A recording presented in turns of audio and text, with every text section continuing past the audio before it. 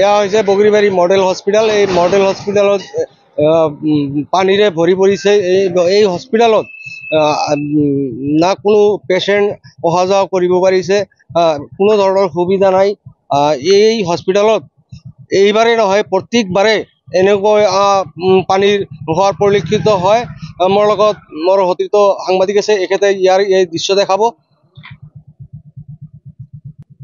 ইয়াত চাওক কেনেকুৱা দৃশ্য। এই যি হস্পিটেলত মানুহ অহা যোৱা কৰি আছে, মানুহক অহা যোৱাৰ এই দৃশ্য মই দেখুৱাই আছোঁ।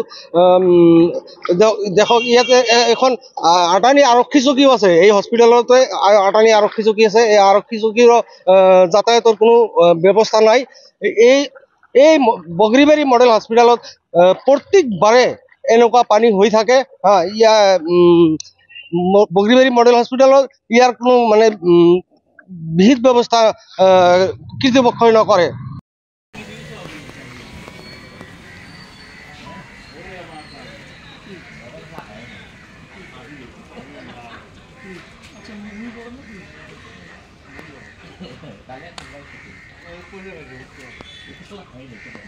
মোৰ সৈতে ইয়াতে আছে ইয়াৰে স্থানীয়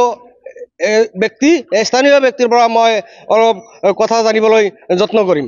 হয় ছাৰ, ইয়াতে কিমান দিনৰ পৰা এনেকুৱা দুৰৱস্থা হৈ আছে? শুনক, তাৰমানে মই আপোনালোকক ধন্যবাদ জ্ঞাপন কৰিছোঁ যে আপোনালোকে যে আহি আমাৰ এই দুৰৱস্থাৰ আপোনালোকে সঁহাৰি জনাব। মই আপোনালোকৰ চেনেলত মই অনুৰোধ জনাম, আপোনালোকে এতিয়া দেখাই আছে তাৰমানে এইটো আমাৰ বগৰীবাৰী আদৰ্শ চিকিৎসালয়। এইটো বহু পুৰণি। এইটো একচুৱেলি স্থাপিত আমাৰ হস্পিটেলটো 1883 এইটো একদম জমিদাৰ আমলৰ পৰা মানে এইটো আছিল, কিন্তু লাহে লাহে আমাৰ আদৰ্শ চিকিৎসালয় এইটো মানে ৰূপান্তৰিত হৈছে। আৰু আমাৰ এই আদৰ্শ চিকিৎসালয়খন 2001 চনত স্থাপিত হৈছে।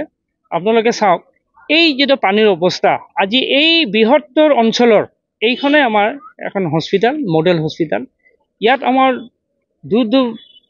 দূৰণিবতীয়া বহু ওচৰ অঞ্চলৰ বা এই অঞ্চলৰ বহু ইয়াত মানে ৰোগীয়ে চিকিৎসা কৰিব আহে। ইয়াত অলপ বৰষুণ হ'লে আমাৰ কৃত্ৰিম বানপানী তথা এই বানপানী আপোনালোকে চাওক এই অৱস্থাত ৰোগী কেনেকৈ আহিব আৰু ৰোগী কেনেকৈ চিকিৎসা কৰিব। অলপ বানপানী হ'লে ৰোগীক বেলেগ ঠাইলৈ স্থানান্তৰিত কৰে। আৰু এটা উল্লেখযোগ্য কথা, আমাৰ এই হস্পিটেলৰ ওপৰতে আমাৰ যিটো আঠানী আৰক্ষী চকী অৱস্থিত। এই আঠানী আৰক্ষী চকীত আমাৰ বহু ৰাইজৰ সুবিধাৰ্থে ইয়াত বহুত আইনৰ কেছ বা কিয় আহে। আজি এই পানীত তেওঁলোকে কেনেকৈ আহিব।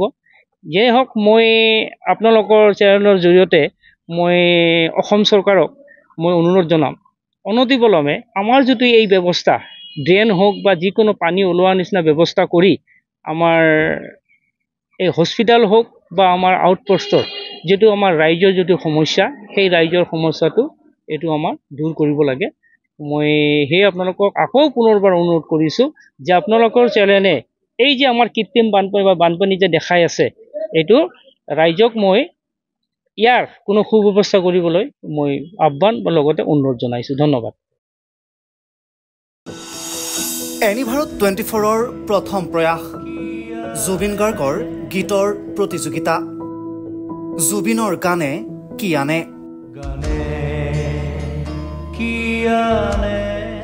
অডিশ্যনৰ বাবে যোগাযোগ কৰক 8638661821 আৰু 8812831556 নম্বৰত।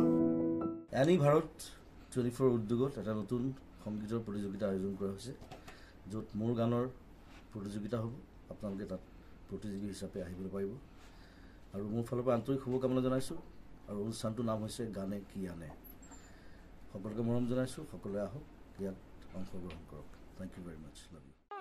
ৰব, আপুনি যে এটা অপৰাধ কৰিবলৈ গৈ আছে, আপুনি জানেনে? এই নাবালিকা গৰাকীক এতিয়াই বিয়াত বহুৱাটো যে এটা অপৰাধ, আপুনি জানেনে? অপৰাধ কেনেকৈ? মোৰ ছোৱালী, মোৰ কথা। তুমি যিয়েই নোকোৱা ভূঞা, 18 বছৰৰ তলৰ যিকোনো কন্যা সন্তানৰ বিয়া দিলেই আইনগতভাৱে এক দণ্ডনীয় অপৰাধ। বিয়া দিয়াজন যিমান দায়ী, বিয়া পতাজনো সমানে দায়ী। এতিয়া তাই পঢ়া শুনা কৰাৰ বয়স, খেলা ধূলা কৰাৰ বয়স। তাইক খেলিবলৈ দিয়ক, পঢ়িবলৈ দিয়ক, আৰু চাব এদিন আপুনি তাইক লৈ গৌৰৱ অনুভৱ কৰিব পাৰিব। এতিয়াই তাইক সংসাৰৰ বোজা দি তাইৰ ভৱিষ্যত জীৱনটো অন্ধকাৰ কৰাৰ অধিকাৰ তোমাৰ জানো আছে মোৰ ভুল হৈ গ'ল মাজনী মোক ক্ষমা কৰিবা শিক্ষা ল'ৰা ছোৱালী উভয়ৰে প্ৰাপ্য আৰু অধিকাৰ আপোনাৰ কন্যা সন্তানক তাইৰ এই প্ৰাপ্যৰ পৰা বঞ্চিত নকৰাব বাল্য বিবাহ ভাৰতীয় আইনৰ দ্বাৰা বিহিত এক দণ্ডনীয় অপৰাধ এনে অপৰাধ কৰি আপোনাৰ কন্যা সন্তানৰ ভৱিষ্যত অন্ধকাৰৰ মাজলৈ ঠেলি নিদিব